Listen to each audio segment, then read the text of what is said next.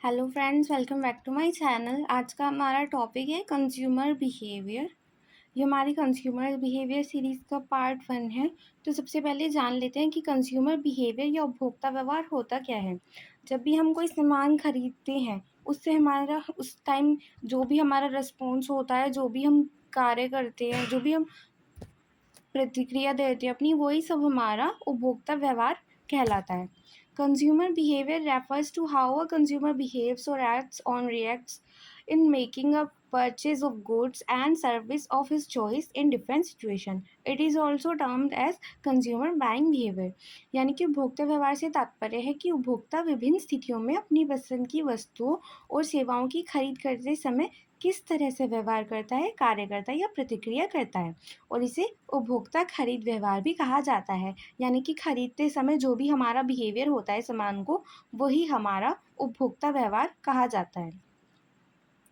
Consumer behavior can be defined as the behavior that consumers display in search for purchasing, using, evaluating, and disposing of products and services that they expect will satisfy their needs.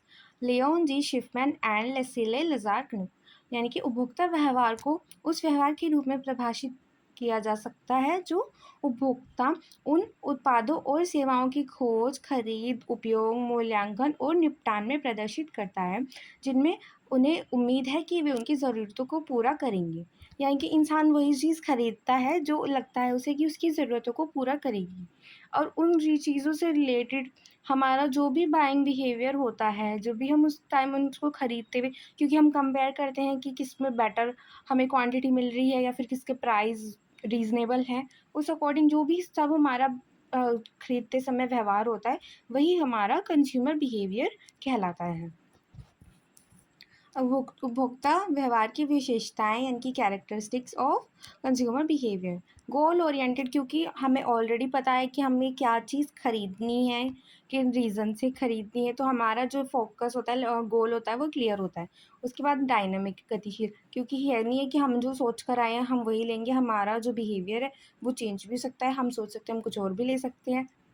Influence by various factors, यानी कि विभिन्न कारकों से प्रभावित हो सकता है। हम कोई और चीज़ लेने गए हों पर दूसरी पर्टिकुलर चीज़ पर डिस्काउंट मिल रहा हो या कुछ ऑफर हो, या फिर उसकी तरफ हम अट्रैक्ट हो गए हो तो हमने अपना डिसीजन बदल लिया। तो ये किसी भी बहुत सारे कारक होते हैं जिनसे प्रभावित हो सकता है। उसके बाद इंडिविजुअल डिफरेंस, क्योंकि हर किसी की अपनी पर्सनल चॉइस अलग होती है, तो कोई व्यक्ति कुछ और सामान खरीद रहा है, कोई व्यक्ति कुछ और सामान खरीद रहा है, तो सबका एक डिफरेंस होता है व्यक्तिगत रूप से। उसके बाद involves mental and emotional process, यानी कि मानसिक और भावनात्मक प्रक्रियाएं भी इसमें शामिल हैं। जैसा हम इंसान का मूड होगा या फिर जो भी उसकी भावनात्मक प्रक्रियाएं होंगी वो भी इस पर प्रभाव डालती हैं। उसके बाद यह कंटिन्यूस प्रोसेस है, यानी कि ऐसा नहीं है कि आपने एक बार सामान खरीद लिया तो अब आप दोबारा नहीं खरीदेंगे। आपने एक बार कुछ सामान खरीदा है, थोड़े टाइम में आपको किसी और चीज़ की नीड लगेगी तो आप वो सामान खरीदेंगे। तो ये कंटिन्यूस प्रोसेस है। स्कोप ऑफ कंज्यूमर बिहेवियर, यानी कि उपभोक्ता व्यवहार का क्षेत्र। सबसे पहले आता है इसमें कंज्यूमर नीड्स एंड वांट्स, यानी कि हमें चाहिए क्या, हमारी क्या आवश्यकताएं हैं, क्या हमारी इच्छाएं हैं। उसके बाद हमें अपना डिसीजन बनाना होगा अपने बजट वगैरह के अकॉर्डिंग कि हमें क्या खरीदना है, क्या नहीं खरीदना है। फिर क्या वो जो हम चीज़ें खरीदने वाले हैं क्या वो हमें सेटिस्फाई करेंगी, जो हमारी नीड है उसको। फिर उसके बाद कंज्यूमर रिसर्च होती है कि उपभोक्ता अनुसंधान किया जाता है। मार्केट सेगमेंटेशन भी आता है इसमें, यानी कि बाजार का विभाजन। अब ये किसी भी पॉइंट से विभाजित हो सकता है, ये कंज्यूमर्स के एज के अकॉर्डिंग हो सकता है, उनकी सैलरीज के अकॉर्डिंग हो सकता है, इनके इंटरेस्ट के अकॉर्डिंग हो सकता है। And product and services design, ये भी इसके स्कोप के अंतर्गत आते हैं। उसके बाद उपभोक्ता व्यवहार का क्या महत्व है, क्या इम्पोर्टेंस है। सबसे पहले हमें कंज्यूमर्स की नीड का पता चलता है उनके बिहेवियर के अकॉर्डिंग। फिर इससे क्या कर सकते हैं, हम अपनी मार्केट स्ट्रेटजीज़ को बहुत अच्छा कर सकते हैं, प्रोडक्ट डेवलपमेंट कर सकते हैं, इम्प्रूवमेंट कर सकते हैं, क्योंकि कंज्यूमर के बिहेवियर से हमें पता चल जाएगा कि क्या उसको ये प्रोडक्ट पसंद आया है या नहीं आया है। उसके बाद हम उसकी सेटिस्फेक्शन को बढ़ा सकते हैं, उसके अकॉर्डिंग प्रोडक्ट को डेवलप करेंगे तो उससे क्या होगा, कंज्यूमर का सेटिस्फेक्शन लेवल बढ़ेगा। उसे हम अब बाज़ारों में जो हमारी मार्केट अपॉर्चुनिटीज़ होती है उनका पता लगा सकते हैं। फिर हमें इससे क्या होगा, कॉम्पिटिटिव एडवांटेज भी मिलेगा और हमारी जो ब्रांड लॉयल्टी है वो बिल्ड होगी। अब एक कंज्यूमर और एक कस्टमर में क्या डिफरेंस होता है। जो कस्टमर है वो सामान खरीद रहा है और जो कंज्यूमर है वो उस सामान को यूज़ कर रहा है, बस इतना सा डिफरेंस है।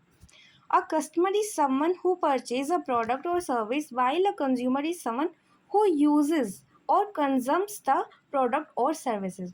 In many cases, they are the same person, but they don't have to be. For example, a parent buying a toy is the customer, and the child playing with it is the consumer.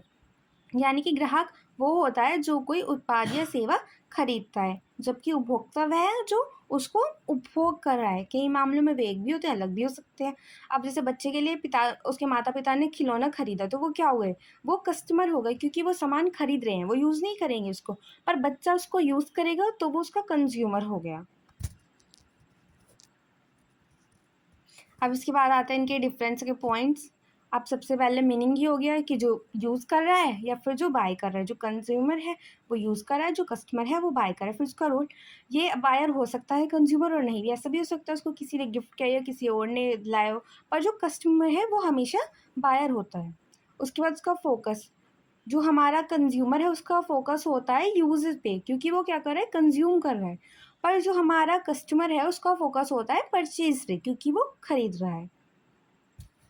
अब इसके बाद हमारा business, जो हमारा target for satisfaction है वो होता है हमारा कंज्यूमर के अकॉर्डिंग, क्योंकि उन्हें ये हम उससे पता कर सकते हैं कि उनको वो चीज़ कंज्यूम करके कितना बेटर फील हुआ है। और जो हमारा टारगेट ऑफ सेल्स होता है वो होता है कस्टमर के अकॉर्डिंग, कि कितने कस्टमर्स हमारे उस पर्टिकुलर प्रोडक्ट को खरीद रहे हैं। अब types of consumers and the role of each consumer, यानी कि हमारे कंज्यूमर्स के कितने प्रकार होते हैं और हर किसी की क्या भूमिका होती है। सबसे पहले आते हैं हमारे इम्पल्सिव बायर, आकस्मिक खरीदार, यानी कि जो मार्केट में गए, उनको एकदम से कुछ पसंद आ गया, उन्होंने कुछ प्लान नहीं किया हुआ था, उन्होंने खरीद लिया। Makes quick purchase without planning, यानी कि कोई प्लानिंग नहीं की, अपना बजट वगैरह कुछ नहीं देखा, आपको चीज़ पसंद आई, आपने खरीद ली। उसके बाद आते हैं इन्फॉर्म बायर, यानी कि सूचित खरीदार। Compares products and make thoughtful choice, यानी कि वो क्या करते हैं, वो अपने जो भी उनको प्रोडक्ट लेना है, मान लीजिए उनको लेने हैं स्नैक्स, तो वो 3-4 कंपनी के, फेमस कंपनीज़ के स्नैक्स लेंगे, फिर उनको कंपेयर करेंगे क्वालिटी वाइज़, क्वांटिटी वाइज़, उस अकॉर्डिंग वो उस प्रोडक्ट को खरीदेंगे। तो होते हैं इन्फॉर्म बायर, यानी कि वो सबसे पहले इन्फॉर्मेशन कलेक्ट करते हैं। उसके बाद आते हैं लॉयल कस्टमर। लॉयल कस्टमर क्या करेंगे, हमारी एक चीज़ फिक्स है कि हमें इस ब्रांड का चाहिए, कि हमें एक पर्टिकुलर ब्रांड का टूथपेस्ट चाहिए या फिर हमें एक पर्टिकुलर ब्रांड का सोप चाहिए, उनका फिक्स होता है, उन्हें सोचना ही नहीं है, वो रिपीटेडली बाय करते हैं। उसके बाद आते हैं नीड बेस्ड बायर, यानी कि जब ज़रूरत हो केवल तब ही खरीदते हैं। ये नहीं कि बिना फालतू में कुछ पसंद आ रहा है तो खरीद लिया, नहीं, जब ज़रूरत है सिर्फ तब वो उस प्रोडक्ट को खरीदते हैं। उसके बाद आते हैं हमारे बार्गेन सीकर, यानी कि वो ट्राई करते हैं कि उनको कुछ डिस्काउंट मिल जाए, उनके लिए कुछ बेटर हो जाए।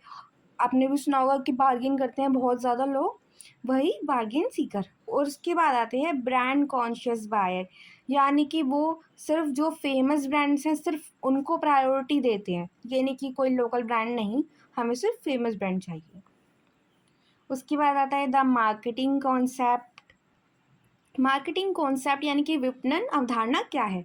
The marketing concept focus on identifying and satisfying customers need better than competitors, यानी कि वो क्या करते हैं, जो विपणन सिद्धांत है हमारा, वो ग्राहकों की ज़रूरतों को पहचानने और उन्हें प्रतियोगियों से बेहतर तरीके से पूरा करने पर केंद्रित होता है। यानी कि जो हमारा मार्केटिंग कॉन्सेप्ट होता है वो चाहता है कि वो अपने कस्टमर की ज़रूरतों के अकॉर्डिंग उनको बेटर सर्विस प्रोवाइड करे कंपेयर टू देयर कॉम्पिटिटर्स।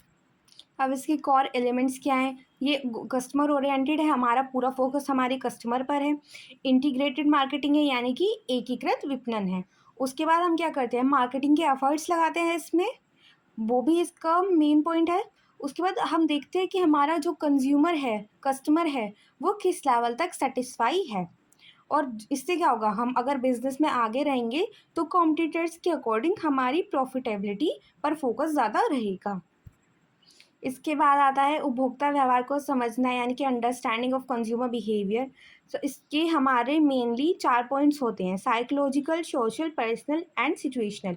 अब साइकोलॉजिकल क्या है, जो इंसान का बिहेवियर है, जो उसके दिमाग में चल रहा है, लाइक उसके इमोशंस हैं, उन सब के अकॉर्डिंग जो उसका साइकोलॉजिकल सेक्टर होता है वो फिक्स होता है। उसके बाद सोशल, क्या हमारे सोशल एस्पेक्ट्स हैं, क्या हमारी सोशल नीड है। उसके बाद आता है उसके पर्सनल, यानी कि वो खुद से क्या चाहता है, उसकी क्या नीड्स हैं, क्या वांट्स हैं। और उसके बाद सिचुएशनल, यानी कि क्या सिचुएशन है, उस अकॉर्डिंग हम अपने कंज्यूमर के बिहेवियर को समझ सकते हैं। अब इसके बाद आता है practical applications of consumer behaviour, यानी कि उपभोक्ता व्यवहार के व्यावहारिक अनुप्रयोग। नंबर 1, मार्केट अपॉर्चुनिटी एनालिसिस, यानी कि बाजार अवसर विश्लेषण। Helps identify unmet consumer needs and new markets, यानी कि उपभोक्ता की अधूरी आवश्यकताओं और नए बाजारों की पहचान में मदद करता है। ऐसे क्या होता है, जिन आवश्यकताओं के बारे में अब तक सोचा नहीं गया, हम उनको एनालाइज करते हैं और इससे क्या करते हैं, नए मार्केट की हम पहचान बनाने में मदद करते हैं। उसके बाद आता है प्रोडक्ट पोजिशनिंग, यानी कि उत्पाद स्थिति निर्धारण।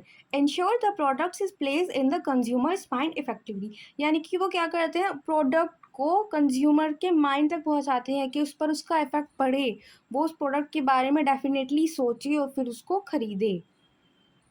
अब इसके बाद आता है हमारा मार्केट सेगमेंटेशन, यानी कि बाजार विभाजन। इसमें क्या होता है, हमने अपने मार्केट को विभिन्न भागों में विभाजित कर दिया। किसी भी जैसे कि हमने एज के अकॉर्डिंग विभाजित कर दिया कि छोटे बच्चों के लिए हमने अलग चीज़ निकाली है, बड़े लोगों के लिए अलग, या फिर एज के अकॉर्डिंग हो चुका है हमारा। तो हमने इनकम के अकॉर्डिंग कि किस पर्सन की कितनी इनकम है, उनके लिए हाई क्लास, लो क्लास प्रोडक्ट, उस अकॉर्डिंग हमने मार्केट को विभिन्न भागों में विभाजित कर दिया। तो ये हमारा मार्केट सेगमेंटेशन कहलाता है। उसके बाद आता है प्राइसिंग डिसीजन, यानी कि मूल्य निर्धारण निर्णय। Help set price that match consumers expectation and willingness to pay, यानी कि प्राइस इतना भी नहीं होना चाहिए कि कंज्यूमर पे ही ना कर पाए, और इतना भी कम नहीं होना चाहिए कि उसको लगे ये प्रोडक्ट किसी काम का ही नहीं है। तो हमें कंज्यूमर की जो एक्सपेक्टेशन है और जो वो उसकी पेइंग एबिलिटी है, उस उन दोनों चीज़ों की अकॉर्डिंग इनको ध्यान में रखकर ही हमें अपना प्राइस रखना चाहिए प्रोडक्ट का। फिर उसके बाद आता है प्रमोशनल स्ट्रैटेजीज, यानी कि प्रचार रणनीति। अब हमने प्रोडक्ट बनाया है तो हम उसका प्रचार भी करना पड़ेगा ताकि वो लोगों तक पहुँचे, नए लोगों तक पहुँचे और पुराने लोग भी उसको खरीदते रहे। तो design, message and media to attract target consumers, यानी कि लक्षित उपभोक्ताओं को आकर्षित करने के लिए संदेश और मीडिया तैयार करता है। इसके बाद आते हैं historical perspectives and assessment of consumer behaviour, उपभोक्ता व्यवहार का ऐतिहासिक परिक्षेप्य एवं मूल्यांकन। अब सबसे पहले आता है इसमें early foundation of consumer behaviour research, ये चली थी 1900 टू 1950, प्रारंभिक उपभोक्ता व्यवहार अनुसंधान की नींव। In this time, consumer behavior research begin with a focus on psychologically and early marketing concept, यानी कि इस अवधि में जो हमारा कंज्यूमर बिहेवियर है उसके बारे में लोगों ने सोचना शुरू किया था। इस अवधि में उपभोक्ता व्यवहार अनुसंधान का प्रारंभ मनोवैज्ञानिक और प्रारंभिक विपणन सिद्धांतों पर हुआ था, यानी कि उस टाइम हम साइकोलॉजिकली और हमारे जो अर्ली मार्केटिंग कॉन्सेप्ट थे उस अकॉर्डिंग ही कंज्यूमर बिहेवियर को समझने की शुरुआत हमने की थी। उसके बाद आता है emergence of consumer behaviour as a discipline in 1960 to 1970, उपभोक्ता व्यवहार का एक विषय के रूप में उभरना, यानी कि हमें पता चला कि कंज्यूमर बिहेवियर भी इम्पोर्टेंट है और इसको भी एज अ सब्जेक्ट हमें पढ़ने की ज़रूरत है। In 1960s and 1970s saw the development of consumer behaviour as an academic discipline integrating insights from psychology, sociology and economics, यानी कि 1970 और 1960 के दशक के में उपभोक्ता व्यवहार को एक शैक्षिक विषय के रूप में विकसित किया गया, जिसमें मनोवैज्ञानिक, समाजशास्त्र और अर्थशास्त्र के सिद्धांतों को जोड़ा गया। यानी कि पहले हम सिर्फ साइकोलॉजिकली सोचते थे कंज्यूमर बिहेवियर को, और हमने इसमें सोशल और इकोनॉमिक एस्पेक्ट्स को भी जोड़ा। उसके बाद आता है कंज्यूमर डिसीजन मेकिंग प्रोसेस, उपभोक्ता निर्णय लेने की प्रक्रिया। सबसे पहले क्या करते हैं हम, प्रॉब्लम रिकॉग्नाइजेशन, समस्या की पहचान, क्या चीज़ हमें चाहिए, वो हमारी समस्या है कि हमें क्या चीज़ चाहिए एज अ कंज्यूमर। उसके बाद आते हैं हम इंफॉर्मेशन, यानी कि इंफॉर्मेशन है जानकारी की खोज, वो चीज़ कहाँ से मिल सकती है, कहाँ से नहीं मिल सकती, इस अकॉर्डिंग। फिर उसके बाद आते हैं इवैल्यूएशन ऑफ अल्टरनेटिव्स, यानी कि विकल्पों का मूल्यांकन। हम कंपेयर करेंगे कौन सा प्रोडक्ट, कौन सी चीज़ हमारे लिए बेस्ट है, कौन सी चीज़ या कौन सी सर्विस। उसके बाद आता है हमारा परचेज डिसीजन, यानी कि हमने डिसाइड कर लिया कि हमें कौन सा प्रोडक्ट या कौन सी सर्विस लेनी है। और उसके बाद आता है हमारा पोस्ट परचेज़ बिहेवियर, यानी कि खरीद के बाद जो भी हमारा व्यवहार होता है, वो हमारा पोस्ट परचेज़ बिहेवियर कहलाता है। ये पाँचों स्टेप्स हमारे कंज़्यूमर बाइंग डिसीज़न्स के प्रोसेस हैं।